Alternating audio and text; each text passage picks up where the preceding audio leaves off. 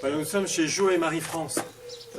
J'en profite parce que j'avais le droit de sortir parce que j'étais à donner un colis de la Saint-Vincent-de-Paul dans le quartier. Et qu'est-ce que je vois dans leur jardin? Jo et Marie-France. Et donc je me suis dit, je vais les interviewer pour qu'ils nous donnent des nouvelles un petit peu et puis qu'ils disent un petit message aux autres paroissiens. Alors Jo et Marie-France, qu'est-ce que vous étiez en train de faire là? Alors nous, moi j'étais un jardinier, et puis bon, moi je crois qu'il faut respecter ce qu'on nous dit. Là, on est trop proche. Vous avez le droit d'être proche parce que vous couchez dans le même lit. Mais voilà, sortez pas trop. Moi j'étais en train de tailler des branches parce que je trouvais que c'était trop envahissant mon figuier. Alors j'ai scié des branches. Je ne sais pas si c'est la saison, mais comme on n'a pas le droit de sortir à cause du coronavirus, voilà. Eh ben, on s'est dit on va faire les travaux du jardin et puis on profite du beau temps aujourd'hui. Oui, mais le jardin, c'est depuis le temps qu'on l'attend. C'est un peu humide quand même, c'est une limite, mais moi je me suis dit, bon, on va commencer un petit peu, puis je prépare quoi. Voilà. Mais il est hyper beau votre jardin. Hein. Autrement, on passe. Voilà. On lit beaucoup. Voilà, ouais. On lit aussi. On lit le pèlerin, on lit Prions en église, on lit des bouquins. On regarde la télé, les bonnes infos de la télé. Voilà. Alors pour dimanche, on a regardé la messe à la télé. Il paraît qu'elle était superbe. Avec les prêtres qui ont avec chanté. Les dominicains. Qui ont chanté super bien. Alors pour l'église, on ne l'a pas ouverte aujourd'hui pour ne pas...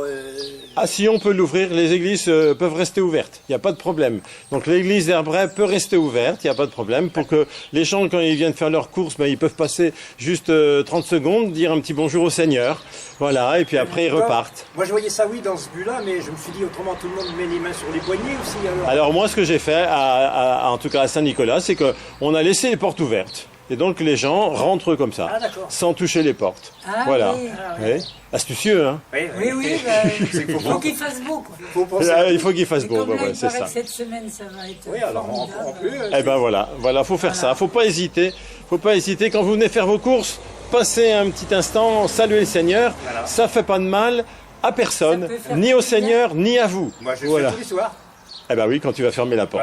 Voilà, c'est ça. Formidable. Est-ce que vous avez un petit message à dire aux autres paroissiens? Je m'y attendais pas. Oui, c'est ça. Bon, faut espérer qu'on repartira sur des bonnes bases, parce que moi, ce que je pense, c'est qu'il était nécessaire d'avoir un gros truc, pour que les gens ils se mettent à réfléchir un peu à plein de choses. Oui, mais à la planète.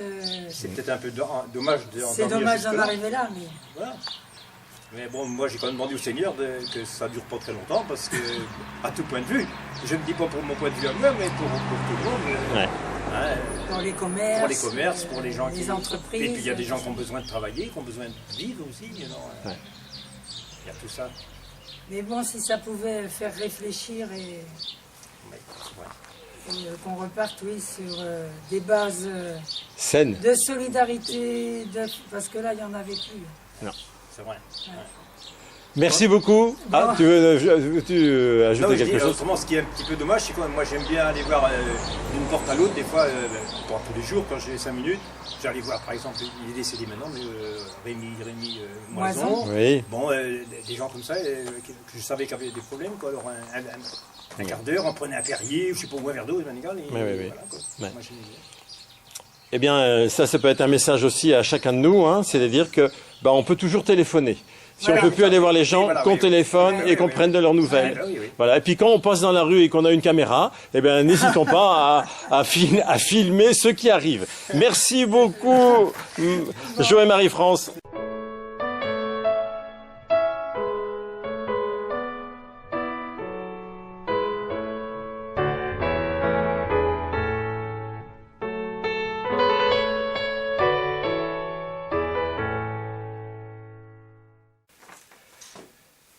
Voilà une belle rencontre qui nous permet d'avoir un petit rayon de soleil dans notre isolement. Voilà. Alors, je voulais faire un peu le point avec vous des consignes qui nous sont données, puisque vous savez que ça évolue d'heure en heure. On peut vous donner des consignes un jour et puis finalement, 24 heures plus tard, ça a changé. Alors voici les dernières consignes qui nous sont données par le diocèse. Je vous les lis. Ces derniers jours, les Français ont reçu des consignes visant à ralentir la progression de l'épidémie du coronavirus. En tant que responsable de communauté, de service, de mouvement, notre devoir est d'aider au mieux les autorités civiles par notre exemplarité. Notre attitude participe à la conscientisation des efforts que chacun doit fournir. Voilà. Ça, en fait, ce sont des consignes qui sont données aux curés, aux responsables de communauté, mais je vous les donne. Monseigneur Demoulin-Beaufort, président de la Conférence des évêques de France, a adressé un courrier aux évêques. En tenant compte des réalités de notre diocèse, c'est donc notre administrateur diocésain, le Père François Renaud, qui écrit cela, nous soulignons et précisons ceci. Donc, 1. Aucune messe dominicale de semaine de funérailles avec une assemblée de quelque taille qu'elle soit ne doit être célébrée. Non, c'est clair, pas de messe. En public, bien sûr. Hein. Les églises peuvent rester ouvertes avec moins de 20 personnes en prière individuelle et à distance les unes des autres. Donc, on peut venir prier, encore une fois, dans les églises ouvertes, quand vous avez la permission. Vous savez que maintenant, pour sortir, il faut une dérogation, une attestation de déplacement dérogatoire, bon, pour faire ses courses, pour ceci ou pour cela, pour aller chez le médecin, etc. Quand vous sortez avec cette feuille-là, pour faire vos courses, pourquoi ne pas vous arrêter à l'église et puis prier. Voilà. Prier pour vos proches, pour vous, pour que la situation s'améliore, etc. Deuxièmement, si vous jugez possible, alors là c'est toujours dit au curé, hein, si vous jugez possible qu'une messe soit célébrée pour des communautés religieuses bien déterminées, il convient absolument que ce soit sans aucune personne étrangère à la communauté. Donc, on comprend bien, hein, c'est pour éviter qu'on se rassemble et pas de rassemblement. Voilà. Mais une communauté, elle existe déjà. Et donc il est dit, il convient absolument que ce soit sans aucune personne étrangère à la communauté, que le prêtre reste à distance des sœurs, il serait sage que la communion soit distribuée par une religieuse. Troisièmement, les obsèques peuvent pour le moment être célébrées dans les églises. De plus en plus, d'ailleurs, je m'aperçois que les familles choisissent de célébrer dans le cimetière. Voilà, un temps. Je l'ai fait encore aujourd'hui. C'est un temps qui va durer à peu près un quart d'heure, 20 minutes. S'il fait beau, bien sûr. En fait, ça peut être un beau temps. L'assemblée devrait être inférieure à 20 personnes et celles-ci devront se répartir dans l'ensemble de l'église. Pour éviter un afflux de personnes, le faire-part dans la presse pourra préciser dans la stricte intimité ou paraître après les obsèques. La célébration eucharistique pendant les funérailles sera reportée à des temps meilleurs. Seul celui qui préside bénit le corps avec l'eau bénite, donc il n'y a plus d'aspersion par toute l'assemblée. Les autres s'approchent et s'inclinent sans toucher le cercueil et font le signe de la croix sur eux-mêmes, et pas sur le cercueil.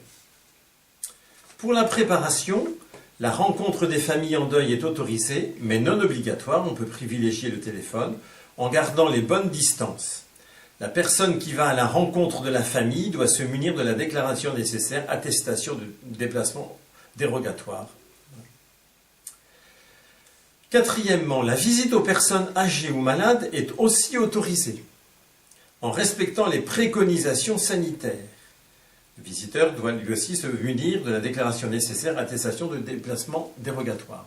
Ça, c'est intéressant parce que vous voyez, ça peut durer plusieurs semaines, ce confinement. Et pour des personnes âgées ou malades, isolées, ça peut être très long. Ben, n'hésitez pas à demander la visite du prêtre, la visite de quelqu'un du service évangélique des malades, si vous avez justement un besoin spirituel, ça fait partie des besoins, j'allais dire, vitaux, que d'avoir ce soutien du Seigneur. Voilà. Il est dit aussi baptême, mariage. Alors sixièmement, baptême, mariage, confirmation, profession de foi, première communion sont à reporter à des temps meilleurs. Et enfin, les confessions doivent se faire dans des lieux qui permettent 1 mètre de distance et de ne pas se tenir face à face. Les confessions, je le rappelle, toutes les semaines, comme d'habitude, à Saint-Nicolas, le mercredi matin, de 9h30 à 11h, et le vendredi, de 17h30 à 18h30. Et puis, en prévision des fêtes pascales, nous aurons sans doute des permanences de confession aussi à Moidans. Voilà quelques consignes qui nous permettront de bien vivre ce temps et de savoir ce qu'il faut faire. Et puis, encore une fois, soyons unis les uns aux autres dans la prière, dans l'attention fraternelle. À demain.